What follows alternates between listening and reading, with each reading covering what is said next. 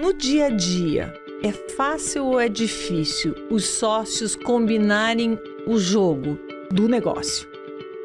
Olha, isso não deveria ser muito complicado, mas pela minha experiência, nua e crua, é bem difícil. E por que é tão difícil? Olha, Vanusa, nossa, como é que eu explico rápido para você isso? Se você pensar assim numa empresa de família, familiares, planos de convivência, comportamentos que são arraigados, dificuldade para poder falar o que pensa, ainda mais quando você pensa diferente do teu familiar. Você concorda comigo que isso não é nada simples? Nunca é. O ditado, a cultura come a estratégia no jantar, é verdadeiro? É super verdadeiro. É fato. E é importante que alguém de fora venha para mediar a situação? Olha, isso é tão importante que eu acho que em alguns casos é até imprescindível. E qual é a saída para essa situação toda? Você acabou de falar. Eu acho que a saída é trazer alguém de fora com menos sentimento, com menos emoção, que vai poder dar um olhar e traçar o caminho a ser seguido.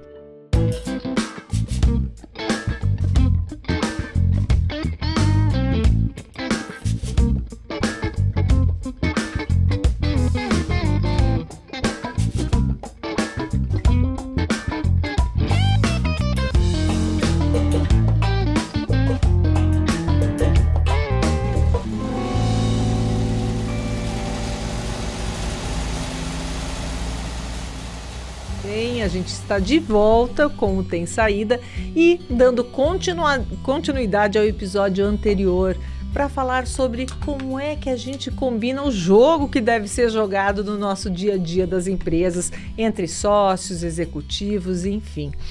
Oi, Cris. Tudo bem, Vanusa? Tudo bem. Tudo. Fala para mim. Como é que a gente combina esse jogo, afinal de contas? Como é que combina, né? Eu tô dando risada aqui que você foi trazer um ditado que a cultura come a estratégia no jantar. Até né? parece que a cultura é inimiga da estratégia. Não parece? Né? Eu achei engraçado isso. E esse é um ditado, mas tão comum. Olha, eu acho que desde que eu comecei a trabalhar eu escuto esse ditado. Né? E tem a ver com como é que a gente combina o jogo. Está muito relacionado com isso, né? Porque o que se diz desse ditado, eu achei engraçado você colocar, o que diz esse ditado é o seguinte: você traça uma estratégia, cria um plano, esse é o norte, é isso que a gente quer, vamos lá, vamos, ok, ponto, faz reunião, combina junto e assina, acorda, beleza, começamos a trabalhar. Quando você começa a observar no dia a dia, se a cultura daquela empresa for uma cultura que negligencia, que está diferente ou que tem um jeito diferente da sua expectativa para atingir aquele resultado, ele não vem. Então, por isso é que ele foi criado, né? Não basta só você... O que esse ditado ensina para a gente? Não basta só você escrever, colocar o preto no branco, o que é que você quer que aconteça, tal.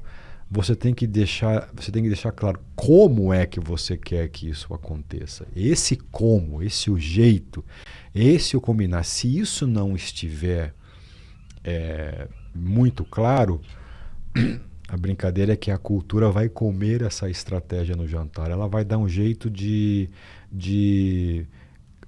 orientar. É como se a cultura pudesse orientar a sua própria estratégia, que pode não coincidir com aquilo que foi combinado. Né? E aí, como é que resolve uma coisa assim? Porque se eu quero crescer tanto, ou quero lançar um novo produto, crio toda uma estratégia, mas depois na hora de colocar em prática não anda, como é que eu faço isso? Olha, eu não sei se é felizmente ou se é infelizmente, você respondeu isso logo também quando você fez a abertura. Eu acho que tem momentos que você precisa trazer alguém de fora. A figura de alguém de fora, eu realmente acredito nisso, a figura de alguém de fora que não está envolvido com aquela cultura, não tem a mesma emoção, o mesmo sentimento que aquelas pessoas têm, mas que vai ter a capacidade de poder abstrair coisas, de poder a palavra de supervisão, né? Que é o olhar de cima. Ter uma visão de cima, sem juízo de valor, sem estar contaminado por comportamentos da cultura, pelo jeito como as coisas são feitas ali, etc. Eu acho que tem algum momento que você precisa trazer essa luz de fora para que você consiga dar alternativas e fazer com que quem está naquela cultura possa escutar essa opinião e combinar ou recombinar o jeito de como é que eles precisam fazer o dia a dia. Sabe? Agora, para muita gente pode ser muito difícil pensar em como identificar esse profissional, essa pessoa. Como é que faz isso, Cris, no mercado? Quem que os sócios devem procurar? Teve um sócio uma vez que me falou o seguinte, consultor é um mal necessário. Porque a gente paga lá o cara, ele vem para cá, uma coisa, na hora que ele coloca tudo claro para a gente na mesa que a gente já sabia, mas se ele não tivesse aqui, a gente não estaria discutindo isso, né? Ele era um mal necessário. Se você tem alguns pontos que são fortes da tua operação, no dia a dia de gestão, poxa, quem tem experiência com o teu setor, com o segmento, conhece do teu negócio, a figura de um consultor pode cair super bem. Se você está falando da estrutura já, se a tua empresa tem uma estrutura de conselho, etc., alguém que tenha experiência nesse ambiente, um conselheiro, pode cair super bem. Se você está precisando de uma dica, está precisando, não necessariamente de uma consultoria, mas de uma análise, para você poder saber, puxa, o meu negócio está bem assessorado, o plano está correto, a estratégia está bem montada, alguns mentores, um advisor para o teu negócio pode funcionar super bem. Se você é sócio, está precisando de avaliar a sua própria condução. Puxa, como é que eu estou imprimindo o meu ritmo, a minha vontade, a minha paleta de cores na minha empresa? Como eu estou colocando isso? Trazer um counselor é super, super válido. Hoje eu aconselho assim, eu não aconselhava. E eu comecei a aconselhar porque eu vi várias pessoas fazendo isso. Tem hora que você precisa falar com um psicólogo. Tem hora que você precisa conversar com alguém que ajude a entender também o jeito como você funciona, porque o jeito como você funciona, ele vai estar lá no dia a dia da cultura. Quando a gente falou sobre cultura aqui, eu lembro bem disso, me lembrei disso agora, a melhor definição de cultura, eu ainda acho que é o jeito como as coisas funcionam, né? E uma outra que acho que está atrelada a isso é que a definição de empresa, o que é um CNPJ? É um bando de CPF, tudo junto. E cada CPF tem lá os seus valores. A gente falava na parte 1 aqui, na primeira parte, né? Dos valores, cada um traz a forma como está acostumado a desenvolver o seu dia a dia, como pede, como faz, como age, como lidera, como incentiva, se a pessoa tiver consciência do que não faz, quais são os meus gaps, o que eu preciso desenvolver, melhor ainda, mas isso nunca está assim, tão na ponta da língua de todo mundo, né? Então esses CPFs são singulares. O CPF ele é uma espécie singular. Cada um tem uma história também, tem né? Uma história que de repente se reúne no CNPJ e esses CPFs é que vão formar essa cultura. São as pessoas que formam a cultura. Então imagina que são o jeito como elas costumam fazer que vão orquestrar essa cultura. Mas tem que ter afinidades ali, né? Tem, sem dúvida. Porque, então o que a gente fala da cultura comer estratégia no jantar, ou como é que a gente combina o jeito, no fundo é isso sim. Vamos tentar entender quais são as nossas afinidades e vamos entender quais são, quem sabe, as divergências, sobretudo no como, no jeito de fazer. Com o auxílio de alguém de fora, a gente tenta consensuar um jeito diferente. Pode ser um jeito diferente de 1, de 2, de 3, pode ser um jeito parecido com o do 4, do 5, do 6, mas a gente vai chegar a algum momento, depois de conversarmos, etc., como se for um espírito coletivo de consenso, assim, tem horas que cedem, tem horas que outros têm que ceder um pouco para que você possa tomar o mesmo rumo. Né? Falando nisso, eu me lembrei um pouco de um bate-papo que a gente estava discutindo fora do nosso canal aqui, né? Uma viagem que eu tenho feito para Porto Alegre, eu fiz em função, estou no conselho lá e tem uma situação bastante complicada em Porto Alegre, né? Com deslocamento e tal. Então, nesses últimos 2 meses, eu acabei vindo de carro. E é impressionante como o nosso país é gigante. Sim. Não é isso? Uhum. Então, quando você viaja de avião, você não tem muita ideia, né? Tudo bem, mesmo que você for para fora do país, ficar lá 10 horas no avião, mas parece que 10 horas no carro é muito mais tempo do que 10 horas no avião. Porque daí você olha no mapa, cara, eu andei um estado só e demorou 5 horas. Não dá para dormir, por exemplo. É aquela verdadeira noção de como o nosso país é continental. É enorme. grande, é grande. E eu vinha voltando, estava pensando um pouco em alguns temas para a gente poder falar aqui, porque eu saio das reuniões, aquilo fica fervilhando na cabeça, e aquilo é insumo para as nossas conversas, né? E eu vim pensando muito no nosso canal, etc. E eu tinha algumas reuniões para serem feitas, então eu tive que escolher pontos estratégicos de parada de carro, que tinha sinal para poder fazer reunião. Fiz uns 3 ou 4. Internet. Uhum. Vanusa, eu chegava nesses pontos e olhava, e tomava um café onde tinha, etc., para aproveitar e fazer a reunião, a dar uma acordada, você está dirigindo há um bom tempo. Como esse país é diferente. Você como se as pessoas sente são diferentes. Uhum. Elas comem coisa que você não está acostumado, elas falam de um outro jeito, elas têm necessidades que são diferentes. Fora as diferenças sociais e econômicas, os hábitos da cultura, eles são muito distintos, né? Então, uma das coisas que me chamou... Especialmente no Rio Grande do Sul, né? Lá é base. Eu fiz 2 paradas, aí você aproveita, vai no banheiro, toma um cafezinho, dá uma acordada, fiz uma reunião rápida, um call, e aí nos 2 ou 3 lugares que eu parei, tinha lá assim no espelhinho, lá no banheiro, como é que é? Por favor, a gerência agradece, não lave a sua cuia na pia. A gente não tem o hábito eu não sou acostumado a conviver com isso.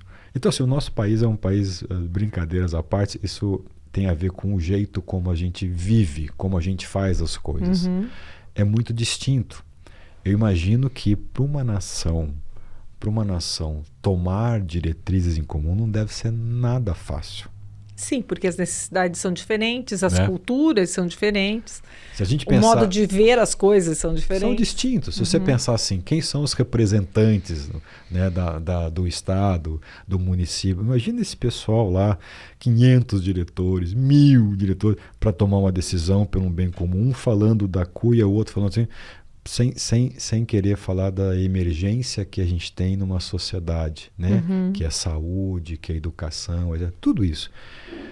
Aquilo eu vinha pensando naquilo, falei, cara, que desafio. Que desafio o Brasil tem por ser continental, por ter tanta diversidade. A diversidade é por si só uma beleza, mas ela traz muitos desafios, né?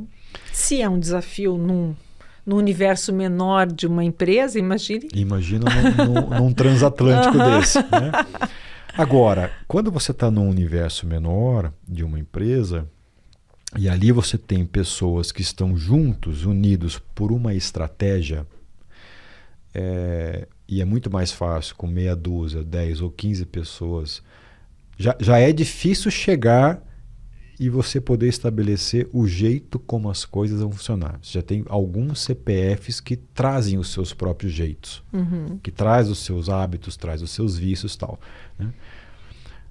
Mas você consegue, ao fazer a comparação, a brincadeira que eu estou fazendo, a comparação, ao invés de olhar para um país continental e olhar para uma empresa onde você tem meia dúzia de sócios e alguns colaboradores, traz mais tranquilidade, traz mais otimismo de que é fácil, é mais fácil você consensuar. Mas ainda assim, eu acho que você precisa, em alguns momentos, de alguém de fora. Né? No que diz respeito à cultura, a estabelecer o jeito como as coisas acontecem, eu acho que a visão de fora, por exemplo, Vanusa, o teu jeito aí de fazer está muito diferente do jeito desse aqui de fazer.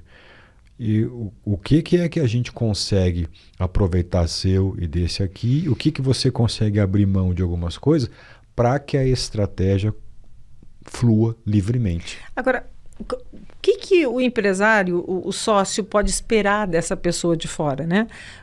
Em algum momento, essa pessoa vai apontar algo que ele não gosta. E aí? E essa reação, né? Ele tem que estar preparado para isso, o sócio? Tem. Eu acho que o sócio tem que estar preparado. Eu acho que o sócio para ouvir tem uma algumas tarefa. Verdades. Ele tem uma tarefa. Assim como você vai se preparar para fazer uma prova, para fazer um projeto, seja qual na ordem for intelectual, trabalho físico, uma prova, você tem um preparo. Né? Eu quero correr uma maratona, tem um preparo. Eu quero defender uma dissertação, tem um preparo. Eu quero escrever um livro, tem um preparo. Eu quero montar uma estratégia. Então, você tem um preparo. Que preparo é esse, né? É um preparo de olhar para os seus próprios botões. Quem é você? Aonde você tem fortaleza? Aonde você não tem fortaleza? Aonde você acha que você facilita o teu projeto acontecer? Aonde você acha que você dificulta o teu projeto acontecer? Isso é uma tomada de consciência. E aí o negócio é difícil. Como é que um ser humano sozinho levanta a mão e fala, eu preciso tomar consciência? Não é fácil. Por isso alguém de fora. Mas pedir ajuda também não é fácil. Não. Ainda mais numa cultura de resultado, onde você imprime muito os seus valores, aquilo que você acredita, né? Não é fácil.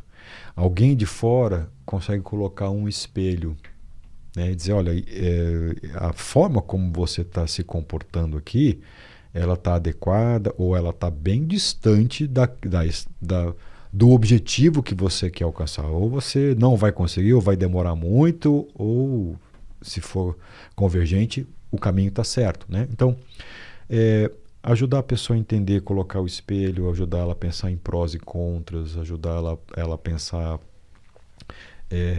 em consequências, né? Então, a gente falava, né, na parte 1 aqui do nosso bate-papo disso aqui, falar, olha, puxa, se um sócio quer avançar rápido, uma cultura de resultado, o outro também quer resultado, mas ele não quer tão rápido, o jeito do dia a dia são dois jeitos distintos que vão estar operando no dia a dia. E um vai cobrar uma atitude do outro, o outro vai cobrar do um. São atitudes que pelos valores, elas são diferentes. São divergentes, São divergentes, né? Então,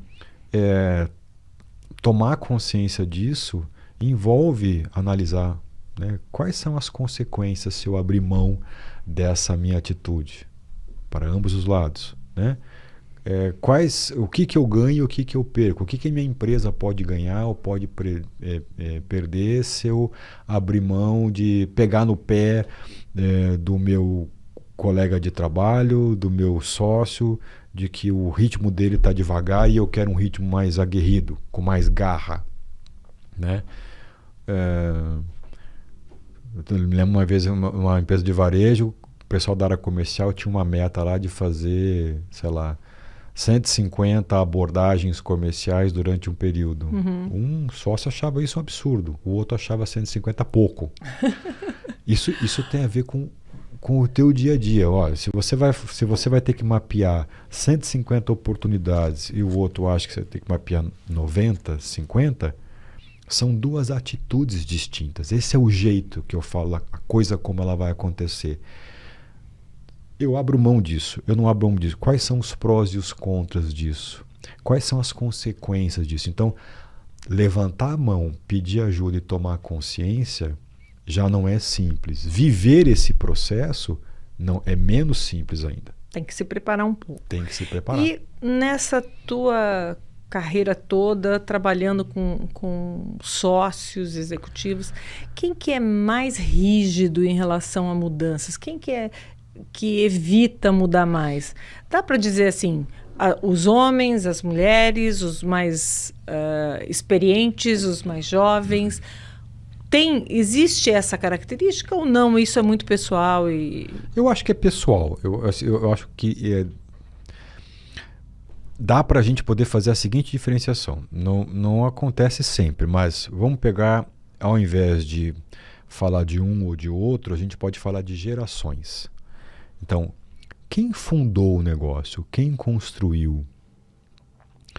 E se esse fundador já teve sucesso, se ele atingiu o resultado, ele é bastante convicto que o jeito dele de fazer as coisas funciona. É o que funciona, é conservador. Concorda comigo?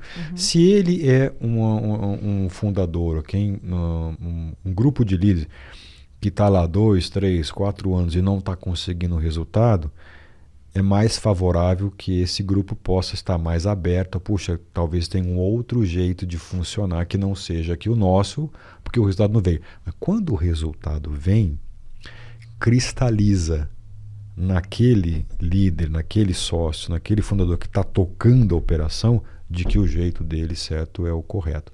E esse é o perigo. Porque com o passar do tempo, não precisa nem chover no molhado, né? Com o avanço de tudo que você possa imaginar, de sistema, de tecnologia, de prioridade de consumo, de competição, de concorrente, etc. tal, de produto que a gente não usa mais, de produto que venceu, a carga de inovação, etc. De décadas em décadas, ou melhor, a cada 5 anos, às vezes o teu negócio muda o perfil. Então, se você tem um jeito bastante enraizado, porque como você fazia, como meu avô fazia, como meu pai fazia, como a avó fazia, etc., às vezes você não consegue mais trazer aquela cultura para a atualidade, porque senão você não dá conta de manter a operação. Aí a gente tem um problema grande. Essa questão toda de não conversar entre os sócios e aí precisar de uma pessoa de fora, teria algum momento antes até que seria possível a pessoa falar, transmitir o que ela pensa, tentar diminuir aquela área de atrito, né? O conflito, a possibilidade de um conflito. Antes disso, ela conseguiria resolver se ela soubesse comunicar melhor? Você fala um dos sócios. Um dos sócios. Uhum. Ah, sem dúvida. Nossa, sem dúvida. E eu acho que isso também faz parte de um estudo, de um treinamento, sabe? Eu acho que comunicação deveria ser algo que... Você vem de uma área que deveria treinar muitas pessoas. Porque, sabe, escolher melhor as palavras... A vida vai dando isso pra gente. Naturalmente a gente vai... Se você quiser, se você estiver aberto para aproveitar a sua experiência, para aproveitar a sua quilometragem, a vida ela vai dando isso para a gente de maneira gratuita. Então, com o passar do tempo, é natural você às vezes escolhe melhor os adjetivos. Às vezes você fecha a boca a hora de falar, às vezes você fala só metade. Às vezes abre a janela, você fala 2 vezes o que você estava esperando o ano inteiro para falar. Usa um outro tom. Né? Então, eu acho que isso tudo, a vida, ela vem com o passar do tempo, ela vem ensinando. Mas no dia a dia de uma cultura, ainda mais quando você tem gerações distintas, né? Eu estava falando para você que às vezes você tem um sócio que é o fundador e ganhou o resultado, então é difícil de mudar. Mas você tem lá um filho neto que já está vendo uma outra forma do que o concorrente está fazendo e ele quer trazer uma inovação. E isso envolve atitude, né? Então, se você está precisando equalizar essa cultura ou combinar o jeito como as coisas estão acontecendo, esperar que a vida só te ensine, pode ser que seja lento. Demora. Não é isso? Então, um treinamento, aprender a você poder a olhar para dentro, fazer sua autoanálise, sua autocrítica, levantar a mão, pedir ajuda, enxergar que você pode ter uma consciência de que você precisa de uma ajuda. Nossa, isso já é um grande caminho. É interessante porque muitas vezes ao final de um treinamento desse, a pessoa chegou lá amarrada, com cara amarrada, não quer fazer, e ela escuta coisas que ela sabe, porém ela não usa, não põe em prática. E aí ao final ela já percebeu que houve uma mudança interna, uma predisposição. Isso poderia ajudar bastante. Né? Poderia ajudar. Você sabe que... e tem muita resistência. Você sabe que... eu falava para você que estava conduzindo um acesso ali de cultura, né? No bate-papo 1 aqui. E aí eu me lembrei agora de uma passagem que foi bem interessante. Teve um lá que falou assim, um sócio, olha, eu não gosto muito da gente ter que marcar, escolher essas palavras, porque isso não dá margem para a gente pensar várias coisas. Qual que era o exemplo? Quando eu tinha lá dos sócios, 2 deles colocaram um significado positivo naquilo que diz respeito à pressão no trabalho. Pressão no trabalho era um valor. Uhum. Então, 2 deles diziam, eu gostaria que a minha empresa tivesse uma cultura de pressão no trabalho. E 2 deles colocaram esse valor como negativo. Eu não gostaria que a cultura da minha empresa tivesse pressão no trabalho, né? E aí, esse que levanta, não gosto disso aqui porque dá muita margem, etc. Tem hora que é bom pressão, tem hora que tem que aliviar a pressão. Claro que existe um dinamismo na coisa, né? Mas isso é diferente de ter isso como cultura da empresa. É super diferente. Uhum. Ou seja, se você tem 2 sócios querendo pressão e tem 2 sócios não querendo pressão, e você não tratar disso, a chance de dar conflito é grande, né? Uhum. Então, você precisa trazer alguém de fora para qualificar. Eu sei que pressão no trabalho pode ser positivo, pode ser negativo, pode ser isso, pode ser aquilo. Vamos decifrar o que quer dizer pressão no trabalho, né? Pressão no trabalho significa o quê? Significa trabalhar 8 horas, 10 horas, 12 ou 15. Significa fazer o trabalho de 2 de 3 ou fazer o trabalho de 4 e 5. Significa ter um excesso o tempo todo de demanda para ser feita ou significa ter picos de... A figura de quem está de fora como mediador vai começar a tentar esclarecer isso, né? Vai começar a colocar os pingos nos is.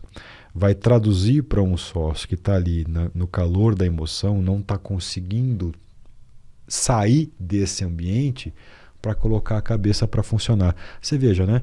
É muito comum, tem aquele velho ditado hindu, chinês, japonês, todo mundo do Oriente usa isso. O copo está cheio, se você colocar água, derrama. Tem que primeiro esvaziar o copo para colocar mais água, né? Coloca água em cima da água, derrama. Tem um limite para isso. Ou outra coisa, eu só consigo enxergar isso aqui quando eu tomei a água. É mais fácil. A minha cabeça está cheia, eu não penso. A minha cabeça está vazia e eu tenho luz. Uhum. Eu consigo perceber as coisas, né? Então alguém de fora tem que achar um jeito de trabalhar para que os que estão na cultura esvaziem um pouco a cabeça para achar alternativas. Toda vez que você sai daquele turbilhão de divergências ou do problema e tem auxílio de alguém para dar uma iluminada e fazer com que você possa pensar alternativas, é assim que você vai começar a combinar o jeito de como as coisas têm que acontecer. Agora, isso exige desse mediador experiência, no mínimo experiência com pessoas, experiência nos negócios, experiência de vida. Porque hoje as pessoas estão até com medo, né? Falam, tem um coach tal. Não querem mais pedir ajuda por conta disso. Quais seriam os critérios, né, para eu contratar alguém nesse sentido, na tua visão? Nossa, isso é difícil de responder. Eu gosto de fazer perguntas. Você faz pergunta difícil. Você sabe que assim, tem médico A, médico B, tem psicólogo A, psicólogo B, tem contador A, contador B. É assim para tudo, né? É assim para tudo. Nesse caso especial, eu concordo 100% com você. Uma dose de, vamos dizer assim, de expectativa, uma dose de intimidade, uma dose de vontade de gostar, de entender como é que as pessoas funcionam, é super importante para quem vai ajudar. Uhum. Porque nós estamos falando muito de comportamento, de atitude, de comportamento, de hábito, de vício. São os CPFs, né? São CPFs que determinam a cultura, né? Então, eu diria o seguinte: se você vai escolher um consultor, um conselheiro, um advisor, um mentor, um coach, um counselor, um psicólogo para te ajudar, etc., não seria tão importante, né, nesse ponto especial, sob essa ótica, trazer alguém que fosse um especialista do seu negócio, que fosse um conhecedor profundo da natureza do setor, do segmento, né? Você vai fazer um plano estratégico, não traga consultor para fazer um plano estratégico. Traga alguém que conhece do teu negócio, né? Aquele consultor lá, ele pode ajudar você a organizar o plano, mas quem vai pensar o teu negócio tem que ter um conhecimento de causa do negócio, tem que ter o feeling da operação e tal. Aí é diferente. Agora, para tratar do jeito como as coisas acontecem, de concessões, de abrir mão dos hábitos, do comportamento, traga alguém que seja um especialista nisso, ou que pelo menos goste disso. Às vezes quem está no dia a dia da operação e tem a veia pulsante para traçar um plano estratégico, talvez não seja a melhor pessoa indicada. Se o foco for esse, se o foco não for, deixa eu clarear a mente dessas pessoas, deixa eu abrir a cabeça, deixa eu provocar possibilidades para que esses sócios pensem de forma diferente no que diz respeito ao jeito como eles querem que a coisa... Talvez não seja o melhor. Né? Então, o psicólogo é o mais indicado, né? O coach é o mais indicado, alguém que já tem experiência de mediações, de conflito, ou não necessariamente de conflito, mas que já tem experiência de coloca as pessoas para se comunicar melhor. Ajuda as pessoas a entenderem, a escolher as palavras, a definir palavras em comum. Tem que ser um conciliador também, além de mediador, um conciliador? Tem que ser um super conciliador. Né? Eu acho que tem que ser alguém que gosta de um dicionário de português e tem que ser um conciliador, sem sombra de dúvida. Você disse que gostaria de dar um dicionário. Eu vou fazer isso ainda. O dia que eu fizer, eu falo para você. Eu tenho vontade de... Eu acho que assim, qualquer outro projeto que eu começar, a primeira coisa que eu fizer, eu vou comprar um dicionário e vou dar para você. A partir de hoje, essa é a nossa Bíblia. É aqui, as nossas comunicações vão ser baseadas nas palavras que estão aqui. Se elas estiverem fora disso, a gente vai tratar de colocá-las lá, né? Eu acho que isso é super importante. E as pessoas também têm que olhar os significados do mesmo ângulo, né? Porque se eu olhar só com os meus referenciais, sem pensar nos seus, vai ter significado diferente do mesmo jeito. Volta ao exemplo do pressão no trabalho. Pressão no trabalho para um é positivo, pressão no trabalho para o outro é negativo. Né? E isso, além de tudo, não dá para dizer que vai ser assim. Isso é situacional. Claro. Pode ser que aquele trabalho esteja num nível tão forte de pressão que aquele que possa, puxa, não, agora está exagerado. Continuando nessa questão da comunicação, o que é o mais difícil para as pessoas que estão em posições de liderança, sejam sócios, sejam executivos? Falar sobre os temas mais delicados ali, das diferenças, ter a habilidade de se colocar no lugar do outro, ser empático, saber ouvir, ou saber dar o feedback de uma maneira que seja conciliadora também, por que não, né? O que é o mais difícil ali? Ou é tudo isso? Pode ser tudo. Pode ser tudo isso. Eu acho que é um pouco de tudo. Se a gente tiver que colocar prioridade nisso, né, saber ouvir é muito importante. Ter a empatia ou a compaixão, no sentido de se compadecer, de se colocar no lugar do outro. Não é compaixão de pena, de compaixão de compadecimento, de colocar no lugar do outro para ouvir o outro. Ser compassivo, né? Eu acho que isso, assim, se não é a primeira coisa, deve ser a segunda ou deve ser a terceira. Né? Então, a partir do momento que você para ouvir o outro, ouvir de verdade, se colocando no lugar do outro, eu acho que você tem condição de transmitir melhor, você tem condição de escolher melhor as palavras que você quer colocar, né? Eu me lembro uma vez, você me fez lembrar lá atrás, quando eu fazia algumas entrevistas para seleção de pessoas, que Tinha uma vez eu aprendi com um cara, eu era bem menino assim, e tinha um cara que já tinha lá um cabelinho branco e ele me ensinou uma coisa que eu gostei muito. Ele falou, olha, toda vez que você sentar na frente de alguém que você vai entrevistar, naquela época eu fazia posições que não eram tão posições de C-level ainda, fazia posições do middle ali, né? E ali você tem uma diversidade muito grande de pessoas. Então, assim, toda vez que você foi um primeiro ensinamento que eu aprendi lá. Toda vez que você sentar na frente de alguém e for fazer perguntas, pensa como é que deve ter sido as horas anteriores daquela pessoa, né? Ela saiu de casa correndo, etc. Teve que deixar o filho no trabalho, veio esbaforida. Será que ela está desempregada? Faz 3 meses que ela não tem dinheiro no bolso. Então, o estado de espírito que essa pessoa pode trazer, ela pode estar sendo acarretado por um monte de coisas que ela está vivendo nos últimos 2, 3, 4, 6 meses. E você vai ter lá 30 minutos, 1 hora, para, de uma certa maneira, fazer pergunta e fazer uma avaliação, fazer uma seleção, né, dessa pessoa. Então, ele sempre me ensinou, é super importante a gente entender um pouco, se colocar no lugar do outro. O teu momento de candidato é qual? Então, faça algumas perguntas para você investigar o momento da pessoa. Né? Para se aprofundar o que ela está acontecendo, tal. Isso pode te garantir uma habilidade de pegar um caminho 1 ou um caminho 2 na forma como você vai endereçar as suas perguntas. Eu era muito menino e recebi esse coach lá atrás e achei muito interessante isso, né?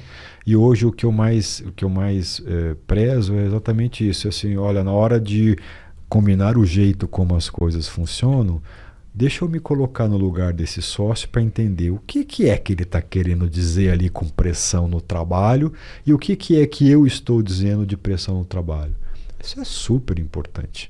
Você sabe que aquele autor do Poder do Hábito, o Charles Duhigg, não sei como se diz, ele foi convidado para ser gestor numa empresa, um executivo, e descobriu que ele tinha o passo a passo para tudo, mas ele não sabia se comunicar. E ele criava uma resistência muito grande do outro lado.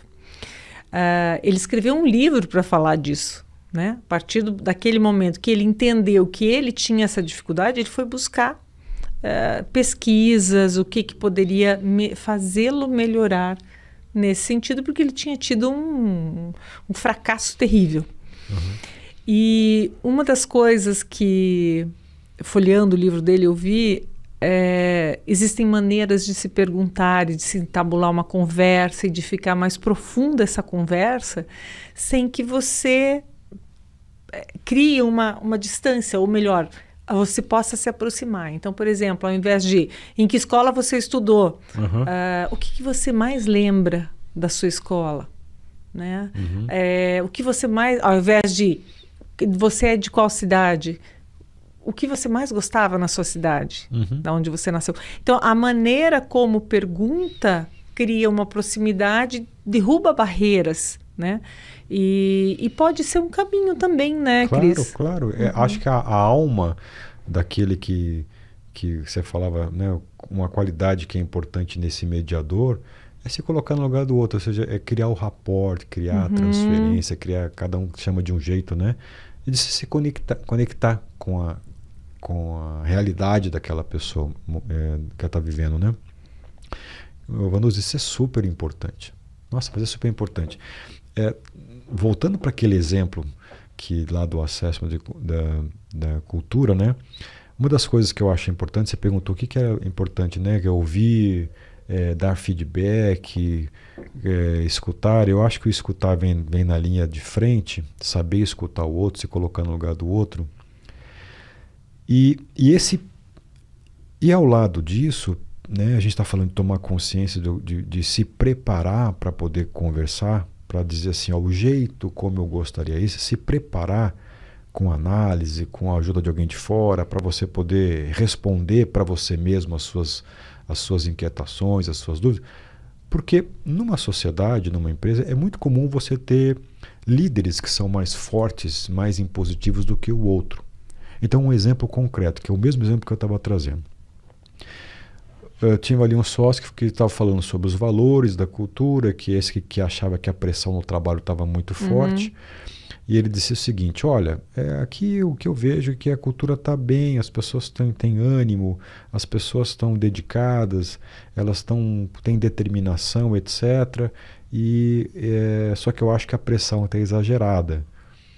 E esse outro que estava dizendo que a pressão era algo positivo, estava dizendo que o seguinte, não, mas o que eu vejo é desânimo, eu vejo as pessoas estagnadas, elas estão acomodadas, elas não estão com garra para poder buscar o resultado. Então é nítido que esse sócio enxergava de um jeito porque ele queria um resultado 1, esse sócio enxergava de um outro jeito porque ele queria um resultado 2, né? E é natural que um sócio seja mais firme, mais forte, mais impositivo.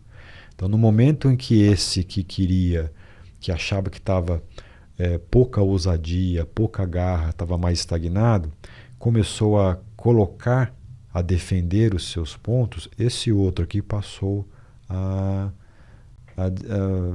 concordar parcialmente, mas a concordar. O que isso quer dizer, né? Que alguém de fora é importante para ter esse balizamento. Quando você tem a figura de um líder que é mais forte, é natural que ele consiga, através da sua presença, exercer um convencimento. Mas não necessariamente essa pessoa que está sendo convencida está concordando com